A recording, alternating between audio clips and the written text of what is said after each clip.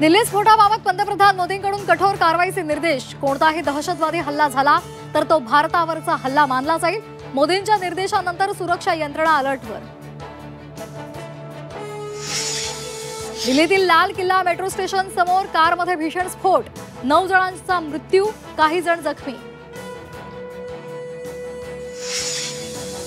दिल्ली बॉम्बस्फोट प्रकरणाचं पुलवामा कनेक्शन उघड। स्फोटामध्ये जम्मू काश्मीरच्या तारिक आणि उमर मोहम्मद अशा या दोघांची नावं समोर। स्फोटासाठी वापरण्यात आलेली कार तारिकची असल्याची माहिती। दिल्ली स्फोटानंतर फॉरेन्सिक टीमकडून संपूर्ण परिसराची पाहणी। इमारतीच्या एका छतावरून काही साहित्य जप्त। दिल्लीतील स्फोटानंतर राज्यामध्ये अलर्ट। मुंबई, पुणे, नागपुरातील महत्त्वाच्या ठिकाणांची सुरक्षा वाढवली। पोलिसांची गस्तही वाढवली। नागरिकांनाही सतर्कतेचं आवाहन। दिल्ली स्फोटानंतर शिर्डीमध्ये हाय अलर्ट। साई मंदिराची सुरक्षा व्यवस्था वाढवली। मंदिराच्या प्रवेशद्वारावर भाविकांची तपासणी। मंदिर परिसरात बॉम्ब शोधक पथक तैनात। शिवसेना पक्ष आणि चिन्हासंदर्भात उद्यापासून सुप्रीम कोर्टात अंतिम सुनावणी होणार। शिवसेना पक्ष आणि चिन्ह कुणाचं? सुनावणीकडे संपूर्ण राज्याचं लक्ष।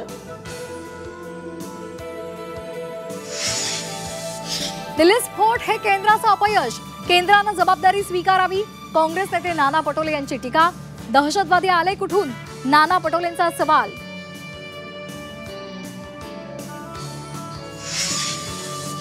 दोषी आढळल्यास अजित पवार राजीनामा देतील। झी24 तासनं उघडकीला आणलेल्या पुणे जमीन गैरव्यवहार प्रकरणात मंत्री कोकाटे यांचं विधान। आरोप सिद्ध करण्याचंही कोकाटेंचं आव्हान।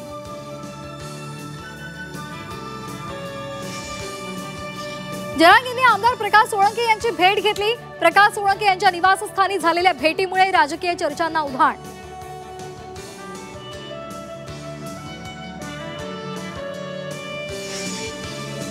दिल्लीप्रमाणे महाराष्ट्रावरही हवा प्रदूषणाचं संकट। हवेच्या गुणवत्तेची चिंताजनक आकडेवारी समोर। निम्म्याहून अधिक शहरांनी धुलीकणांची पातळी ओलांडली। आरोग्याच्या दृष्टीने गंभीर धोक्याचा इशारा।